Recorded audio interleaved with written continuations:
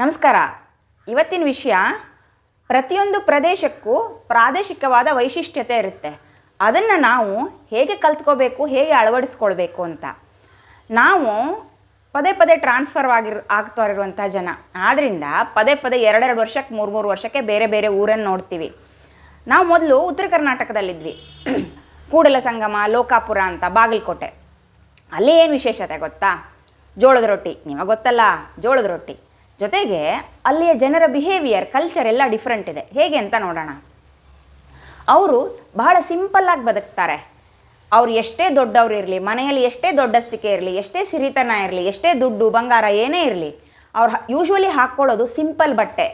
ಸಿಂಪಲ್ಲಾಗಿ ಬದುಕ್ತಾರೆ. ಎಲ್ಲರಿಗೂ ಗೌರವ ಕೊಡ್ತಾರೆ. ಮತ್ತು ಮನೆಯಲ್ಲಿ ಏನಿದೆಯೋ, ಏನು ಮಾಡಿದಾರೋ ಅದನ್ನು ಹಂಚ್ಕೊಂಡು ತಿಂತಾರೆ. ನಿಮ್ಮ ಪರಿಚಯ ಇರಬೇಕು, ಗುರ್ತ ಇರಬೇಕು ಅಂತ ಏನೂ ಇಲ್ಲ. ನಿಮ್ಮನ್ನು ಕಂಡು ಮಾತಾಡಿಸಿದ್ರೆ ಬರ್ರಿ ಸಾಹೇಬ್ರ ಅಂತ ಮನೆಗೆ ಕರೀತಾರೆ. ಮನೆಗೆ ಹೋದರೆ ಅವ್ರದ್ದೇನಿದೆಯೋ ಅದನ್ನ ಹಚ್ಲೇನ್ರಿ, ಜೋಳದ ರೊಟ್ಟಿ ಹಚ್ಲೇನ್ರಿ ಅಂತಾರೆ. ಎಲ್ಲರಿಗೂ ಏನಿದೆಯೋ ಅದನ್ನು ಹಂಚ್ಕೊಂಡು ತಿಂತಾರೆ. ತುಂಬ ಒಳ್ಳೆಯದು. ಸುಧಾಮೂರ್ತಿ ಅವ್ರು ಗೊತ್ತಲ್ಲ, ಹುಬ್ಳಿಯವರೇ ಅವರು. ಎಷ್ಟು ಸಿಂಪಲ್ ಆಗಿದ್ದಾರೆ ಹೇಳಿ. ಇನ್ಫೋಸಿಸ್ನ ಓಡುತ್ತೇರಿ ಹಾಗಂತ ಅನ್ಸುತ್ತೆ ಅವ್ರನ್ನ ನೋಡಿದರೆ. ಮ್ಯಾಚಿಂಗ್ ಇಲ್ದಿರೋ ಸೀರೆ, ಬ್ಲೌಸು ಹಾಕ್ಕೊಂಡು ಒಂದೇ ಒಂದು ಆಭರಣ ಹಾಕ್ಕೊಳ್ಳದೆ ಇರ್ತಾರೆ. ಅಂತಹ ಸಿಂಪಲ್ ಬಿಹೇವಿಯರನ್ನು ನಾವು ಕಲ್ತ್ಕೋಬೇಕಾಗಿರೋದು ಉತ್ತರ ಕರ್ನಾಟಕದಲ್ಲಿ. ಅಲ್ಲಿಂದ ನಾವು ಉಡುಪಿಗೆ ಬಂದ್ವಿ. ಉಡುಪಿಯ ವಿಶೇಷತೆ ಏನು ಗೊತ್ತಾ? ಅಲ್ಲಿ ಜನ ತುಂಬ ಕೆಲಸ ಮಾಡ್ತಾರೆ. ಸುಮ್ಮನೆ ಕೂತ್ಕೊಳ್ಳೋದು, ಟೈಮ್ ವೇಸ್ಟ್ ಮಾಡೋದು ಆ ಥರ ಇಲ್ಲವೇ ಇಲ್ಲ. ಎಲ್ಲರೂ ಏನಾದರೂ ಒಂದರಲ್ಲಿ ತೊಡಗಿಸ್ಕೊಳ್ತಾನೆ ಇರ್ತಾರೆ. ಕಂಟಿನ್ಯೂಸ್ ಆಗಿ ಕೆಲಸ ಮಾಡ್ತಾ ಇರ್ತಾರೆ. ಇದು ಕೂಡ ಒಂದು ವಿಶೇಷತೆನೇ. ಪ್ರತಿ ಜಾಗದಲ್ಲೂ ಅದರದ್ದೇ ಆಗಿರುವಂಥ ವಿಶೇಷತೆ ಇರುತ್ತೆ. ಅದರ ಪಾಸಿಟಿವ್ ಇರುತ್ತೆ, ಅದರ ನೆಗೆಟಿವ್ ಇರುತ್ತೆ. ನಮಗೇನು ಬೇಕೋ ಅದನ್ನು ನಾವು ಕಲ್ತ್ಕೋಬೋದು. ಪಾಸಿಟಿವ್ ಬೇಕಾಗಿರೋದ್ರಿಂದ ನಮಗೆ ಕಲಿಯೋದಕ್ಕೆ, ಬೆಳವಣಿಗೆಗೆ ನಾವು ಅದನ್ನು ಪಿಕ್ ಮಾಡ್ಕೋಬೋದು. ನೆಗೆಟಿವನ್ನು ಬಿಟ್ಬಿಡೋಣ, ಬಿಡಿ, ಅದು ನಮಗೆ ಬೇಕಾಗಿಲ್ವಲ್ಲ ನಮ್ಮ ಡೆವಲಪ್ಮೆಂಟಿಗೆ. ಆದ್ದರಿಂದ ಅಲ್ಲಿ ಏನಿದೆ ಅಂದರೆ ತುಂಬ ಉತ್ತಮವಾದದ್ದು, ಬ್ಯುಸಿಯಾಗಿರಬೇಕು. ಯಾವಾಗಲೂ ನಮ್ಮ ಪಾಡಿಗೆ ನಾವು ಕೆಲಸ ಮಾಡ್ತಾ ಇರಬೇಕು. ಖಾಲಿ ಇದ್ದು ಟೈಮ್ ವೇಸ್ಟ್ ಮಾಡಬೇಡ ಅಂತ. ಅದು ಅಲ್ಲಿಯ ಪಾಠ.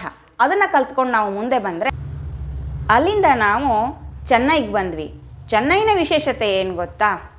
ಇಲ್ಲಿ ಜನ ಯಾವಾಗಲೂ ಬ್ಯುಸಿಯಾಗೇ ಇರ್ತಾರೆ. ಯಾವಾಗಲೂ ಕೆಲಸಗಳು ತೊಡಗಿಸ್ಕೊಳ್ತಾ ಇರ್ತಾರೆ.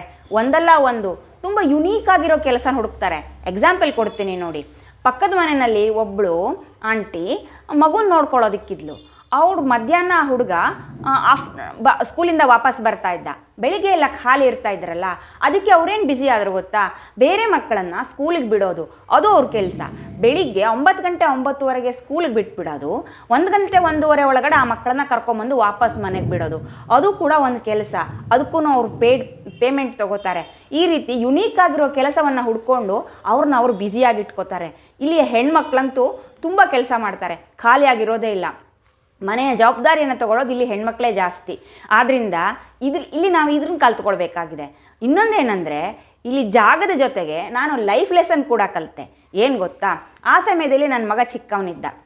ಅದು ಹೇಗಾಯ್ತಂದರೆ, ಅವನು ಚಿಕ್ಕವನಿದ್ದ, ಅವ್ನು ಕರ್ಕೊಂಡು ಹೋಗೋಕ್ಕಾಗ್ತಾ ಇಲ್ಲ, ಹಾಸ್ಪಿಟಲಲ್ಲಿ ವೇಟ್ ಮಾಡೋಕ್ಕಾಗ್ತಾ ಇಲ್ಲ. ಈ ಥರ ಎಲ್ಲ ಆಗಿ ಪ್ರಾಬ್ಲಮ್ಗಳಿಂದ ನಾನು ನನ್ನ ಹೆಲ್ತ್ ಇಶ್ಯೂಸ್ಗಳನ್ನು ನಿಗ್ಲೆಕ್ಟ್ ಮಾಡಿಬಿಟ್ಟೆ. ಇದು ಒಂದು ಲೈಫ್ ಲೆಸನ್ನೇ. ಏನಂದರೆ, ಮಗು ಒಂದೇ ಇಂಪಾರ್ಟೆಂಟ್ ಅಲ್ಲ, ತಾಯಿನೂ ಇಂಪಾರ್ಟೆಂಟೇ. ನಮಗೆ ನಾವು ಟೈಮ್ ಕೊಡಬೇಕು. ನಮ್ಮ ಲೈಫೂ ಅಷ್ಟೇ ಇಂಪಾರ್ಟೆಂಟ್ ಇದೆ. ನಮ್ಮ ಹೆಲ್ತ್ಗೂ ನಾವು ಪ್ರಯಾರಿಟಿ ಕೊಡಬೇಕು. ಊಟ ತಿಂಡಿಯನ್ನು ಮಗುಗೆ ಮಾಡಿಸೋದು ಒಂದೇ ಅಲ್ಲ, ನಾವೂ ಊಟ ತಿಂಡಿ ಮಾಡಬೇಕು. ಎಲ್ಲರ ಗಮನನೂ ಚಿಕ್ಕ ಮಕ್ಕಳಿರುವ ಮನೆಯಲ್ಲಿ ಮಕ್ಕಳ ಮೇಲಿರುತ್ತೆ. ಇವನು ಸಣ್ಣಕ್ಕಲಾಗಿ ಕಡ್ಡಿ ಥರ ಇದ್ದಾನ, ಸರಿಯಾಗಿ ಊಟ ತಿಂಡಿ ಮಾಡಿಸಲ್ವಾ ನೀನು ಅಂತ. ಆ್ಯಕ್ಚುಲಿ ತಾಯಿ ಎಷ್ಟು ಸ್ಟ್ರೆಸ್ಡ್ ಔಟ್ ಆಗಿರ್ತಾಳೆ ಅಂದರೆ ಅವಳು ಹೊಟ್ಟೆಗೆ ತಿನ್ನೋದಕ್ಕೇ ಟೈಮ್ ಇರಲ್ಲ. ಎಷ್ಟೋ ಸಾರಿ ನನಗೆ ಹಾಗೆ ಆಗಿರ್ತಿತ್ತು. ಊಟ ತಿಂಡಿನ ಹೇಗೆ ಗಬ ಅಂತ ತಿಂದ್ಕೊಂಡು ಮತ್ತೆ ಬ್ಯುಸಿ ಆಗಬೇಕಾಗಿತ್ತು. ಈ ಥರ ಸಮಯದಲ್ಲಿ ನಮ್ಮನ್ನು ನಾವು ನಿಗ್ಲೆಕ್ಟ್ ಮಾಡ್ಕೊಂಡ್ಬಿಡ್ತೀವಿ. ಆದ್ದರಿಂದ ಅದು ಒಂದು ಪಾಠನೇ. ನೆಕ್ಸ್ಟ್ ಟೈಮಲ್ಲಿ ನಾನು ಚೆನ್ನೈಗೆ ಬಂದಾಗ ಕಲ್ತಿದ್ದು ಈ ಪಾಠ. ಅದ್ರ ಜೊತೆಗೆ ಇಲ್ಲಿಯ ಜನ ಹೇಗೆ ಗೊತ್ತಾ? ಕಲ್ಚರಲ್ಲಿ ತುಂಬ ಇನ್ವಾಲ್ವ್ ಆಗಿರ್ತಾರೆ. ಯಾರಿಗೆ ದುಡ್ಡು ಕಡಿಮೆ ಇದೆಯೋ ಅವರು ದುಡ್ಡು ಮಾಡೋ ಥರ ಕೆಲಸ ಮಾಡ್ತಾ ಇರ್ತಾರೆ. ಯಾರ ಹತ್ರ ತುಂಬ ದುಡ್ಡಿದೆ ಅಂತ ನಮಗೆ ಅನಿಸುತ್ತೋ ಅವರು ಅದನ್ನು ಸ್ಪೆಂಡ್ ಮಾಡ್ತಾ ಇರ್ತಾರೆ. ಹೇಗೆ ಅಂದರೆ, ಒಂದೋ ಬೇರೆಯವರಿಗೆ ಉಪಕಾರ ಮಾಡ್ತಾ ಸ್ಪೆಂಡ್ ಮಾಡ್ತಾರೆ. ಇಲ್ಲ ಅಂದರೆ ಸನಾತನ ಧರ್ಮ ಇರುತ್ತಲ್ಲ, ಅದನ್ನು ಉಳಿಸೋದಕ್ಕೆ ಫ್ರೀಯಾಗಿ ಕ್ಲಾಸಸ್ ತೊಗೋತಾರೆ. ಫುಲ್ ಡೇ ಬೇಕಾದರೂ ಬ್ಯುಸಿಯಾಗಿರ್ತಾರೆ. ಏನು ಬೇಜಾರು ಮಾಡ್ಕೊಳ್ಳೋದಿಲ್ಲ, ಸ್ವಲ್ಪನೂ ಕಿರಿಕಿರಿ ಮಾಡ್ಕೊಳ್ಳೋದಿಲ್ಲ. ಫುಲ್ ಬ್ಯುಸಿಯಾಗಿರ್ತಾರೆ. ಎಲ್ಲ ಥರನೂ ಹೇಳ್ಕೊಡ್ತಾ ಇರ್ತಾರೆ.